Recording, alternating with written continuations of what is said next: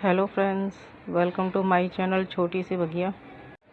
जैसा कि आप मेरे सामने रोज़ प्लांट देख रहे हैं, तो आज हम इनमें फर्टिलाइज़र डालेंगे। और फर्टिलाइज़र डालते समय हमें किन किन बातों का ध्यान रखना चाहिए, इसके बारे में बात करेंगे। ये वो रोज़ प्लांट हैं जिनकी मैंने 2 दिन पहले ही ट्रिमिंग की है, और ट्रिमिंग के बाद इनमें अच्छी ग्रोथ हो और ज़्यादा से ज़्यादा ब्रांचेस बने, इसके लिए हम इनको न्यूट्रिएंट्स प्रोवाइड करेंगे, और जिसके लिए हमें खाद डालना ज़रूरी है। तो चलिए देखते हैं कि हमें खाद डालते समय किन किन बातों का ध्यान रखना चाहिए। सबसे पहले जिस भी प्लांट में हमें खाद डालना है, उस प्लांट की मिट्टी को किसी नुकीली चीज़ की सहायता से उसको ढीला करेंगे और थोड़ा थोड़ा उसको खोद लेंगे और उसको मिट्टी को बाहर निकालेंगे।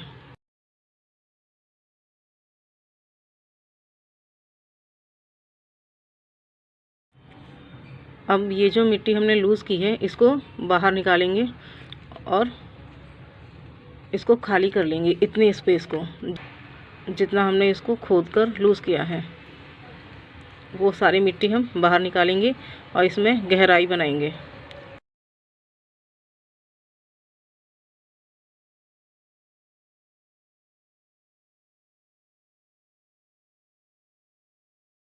इसी तरह बाकी प्लांट की मिट्टी भी हम खोद कर बाहर निकालेंगे और उनमें भी इसी तरह से गहराई बनाएंगे।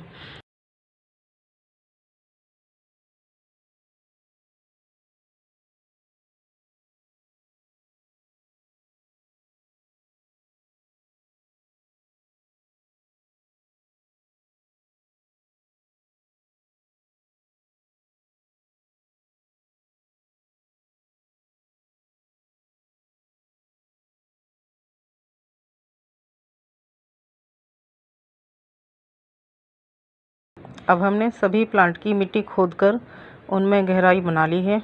सबसे पहले हमें जिस भी प्लांट में हम खाद डालने वाले हैं, उसमें हमें देखना है कि जिसमें हमने प्लांट लगाया है उसमें हमने मिट्टी की गहराई कितनी छोड़ी है। कि उसमें हम जो नॉर्मली गहराई छोड़ते हैं, 1 से 2 इंच की गहराई छोड़ते हैं, जिससे कि जब हम वाटरिंग करें तो उसमें पानी थोड़ा सा ठहर सके, जिससे कि मिट्टी पानी को अच्छे से सोख पाए और प्लांट को पूरी तरह से पानी मिल पाए। तो उस तरह के प्लांट में हमें मिट्टी को और नीचे तक 2 इंच की गहराई तक हमें खोद कर निकालना होता है, उस पूरी गमले की मिट्टी को, जिससे कि हम उसमें जब खाद डालेंगे तो उसमें जब हम वापस खाद डालेंगे मिक्स करके मिट्टी में, तो उसमें 2 इंच की गहराई बनी रहे।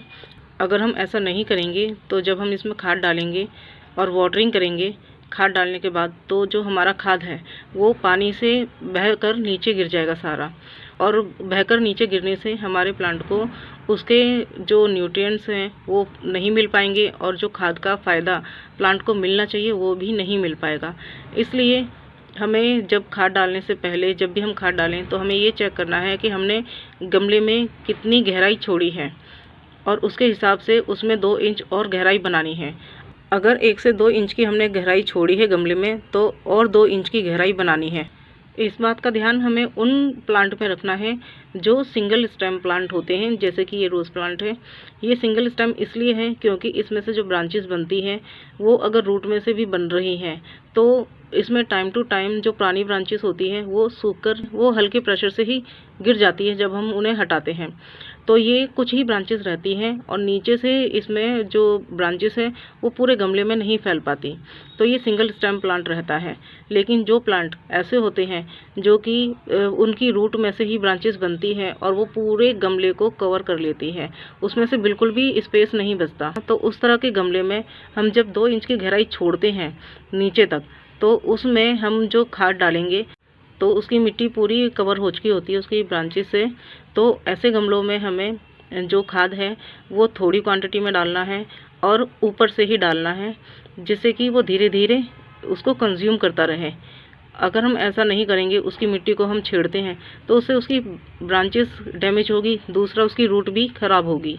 और यही बात हमें उन गमलों में भी ध्यान रखनी है जिनमें हमने 1 से ज़्यादा प्लांट लगाए हों और जिनमें जगह जगह पर प्लांट निकले हुए हैं, और दूसरा उनमें स्पेस भी नहीं है मिट्टी को कुरेदने के लिए, तो उसमें हमें मिट्टी को छेड़ना नहीं है उसमें ऐसे ही ऊपर से खाद डालना है, लेकिन कम क्वांटिटी में, उतनी क्वांटिटी में डालना है जिससे कि हम जो 2 इंच की गहराई हमने छोड़ी हुई है उस वो बनी रहे, वो कवर नहीं होनी चाहिए।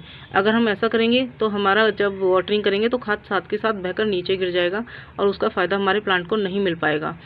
और यही बात हमें उन कंटेनर में भी ध्यान रखनी है जिनमें हमने प्लांट बहुत बड़े कंटेनर में लगाया हुआ है और उनकी गहराई भी काफ़ी है, लेकिन उसमें हमने एक से ज़्यादा प्लांट लगाए हुए हैं और वो जगह जगह पर निकल रहे हैं और उनमें स्पेस नहीं है मिट्टी को कुरेदने के लिए, तो उनमें भी हमें मिट्टी को टच नहीं करना है, कुरेदना नहीं है।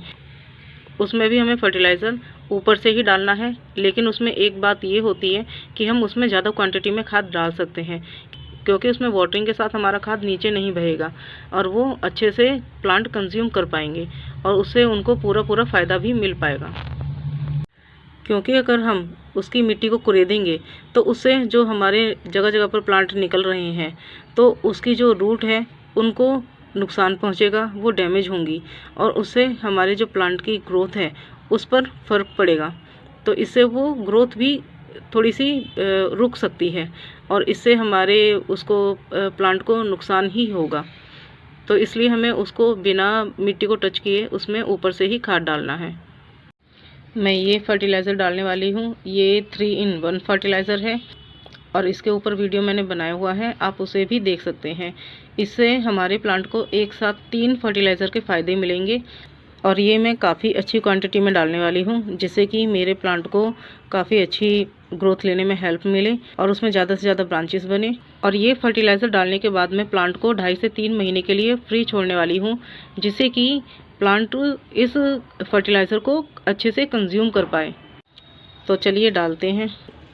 मैं जो फर्टिलाइज़र डालने वाली हूँ, इस जो गमले की मिट्टी को मैंने निकाला है, इसी में मिक्स करके वापस इसमें डालने वाली हूँ, जिससे कि गमले की मिट्टी भी कम ना हो और हमारा जो फर्टिलाइज़र है वो भी प्लांट को भरपूर मात्रा में मिल पाए।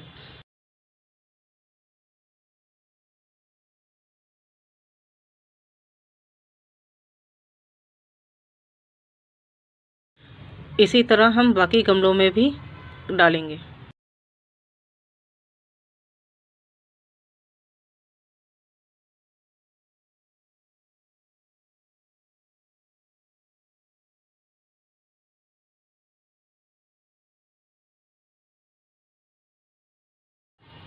ये जो मेरा प्लांट है इसमें मैं ऐसे ही डालने वाली हूँ ऊपर से, क्योंकि इसमें कुछ छोटे छोटे प्लांट भी ग्रो हो रहे हैं और इसमें एक से ज़्यादा मैंने रोज़ प्लांट लगाए हुए हैं।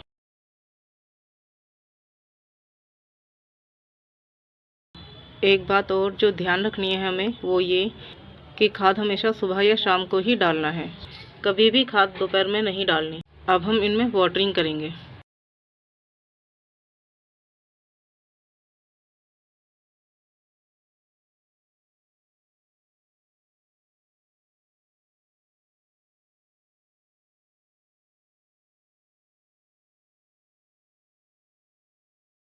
अब जैसे जैसे ये टाइम के साथ कंज्यूम होता जाएगा तो वापस हमारे गमले की जो गहराई थी 2 इंच की, वो एज इट इज़ बनी रहेगी। तो आप भी खाद डालते समय इन बातों का ध्यान रखें और अपने प्लांट को हरा भरा बनाए रखें। आई होप ये वीडियो आपको पसंद आया होगा। तो मिलते हैं अगले वीडियो में नए टॉपिक के साथ। Till then bye bye.